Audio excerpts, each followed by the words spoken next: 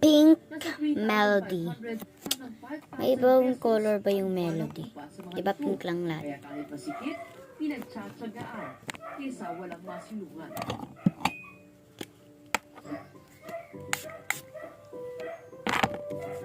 Sabi sa atin ng mga ahensya ng gobyerno para talagang masolusyonan ang krisis ng housing sa Pilipinas, kailangan nila ang tulong ng private sector. At ang makikilala natin ngayon, isang individual na may magandang ideya kung paano mabibigyan ng desenteng tirahan ang mga nandito sa Maynila.